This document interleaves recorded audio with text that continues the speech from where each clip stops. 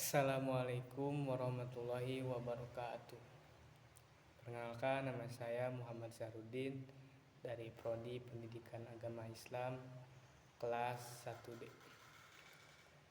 Di sini saya akan mengerjakan tugas UTS yang berjudul tentang ilmu hadis riwayah dan ilmu hadis diroyah. Secara bahasa, ilmu hadis adalah lawan kata dari qadim yang artinya dahulu. Hadis kan baru kalau qadim kan dahulu. Disebut hadis untuk membedakan Al-Quran yang qadim. Kalau Al-Quran kan kalamun qadimun. Pengertian ilmu hadis yaitu al-qawaidul mu'arrifatu bihali rawi wal marwi, yaitu kaidah-kaidah yang mengetahui keadaan rawi dan yang diriwayatkannya. Apa itu perawi? Apa itu marwi? Perawi adalah orang-orang yang menerima, membawa dan menyampaikan keadaan dan menyampaikan berita dari Nabi, atau yang disebut dengan sanad. Apa itu marwi? Marwi adalah isi berita tersebut, isi hadis disebut dengan matan.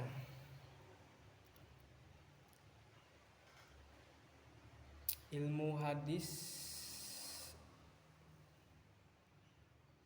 hadis riwayah adalah penukilan atau periwayatan sesuatu yang disandarkan kepada Rasulullah SAW, baik berupa perbuatan, perkataan maupun takrir beliau ataupun sifat-sifat beliau. Itu disebut dengan ilmu hadis riwayah. Di sini saya akan membabarkan contoh hadis. Bismillahirrahmanirrahim. Hadatsana Abu Asim an Malik an Abi Zinad an Abi Rahman A'raj an Abi Hurairah qala Nabi sallallahu alaihi wasallam la yusolli ahadukum fi saubil wahidi laisa ala atiqai syai'un. Nah, yang disebut dengan sanad yaitu hadatsana Abu Asim an Malik an Abi Zinad an Abi Rahman A'raj an Abi Hurairah, itu disebut dengan sanad, runtuyan orang-orang yang membawa dan menerima hadis tersebut, itu disebut dengan sanad.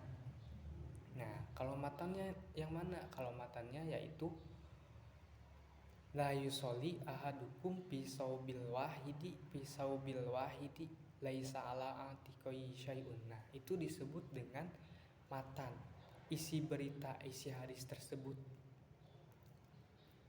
Faedah ilmu hadis riwayah yaitu untuk menjaga sunnah nabawiyah, mengetahuinya, menyebarkannya di antara umat Islam. Itu faedah ilmu hadis riwayah.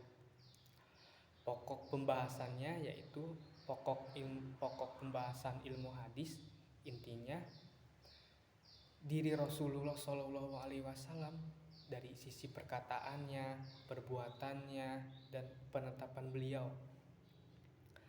Tokoh pelopor ilmu hadis riwayah yaitu Muhammad bin Muslim bin Ubaidillah bin Abdullah bin Syihab Az-Zuhri.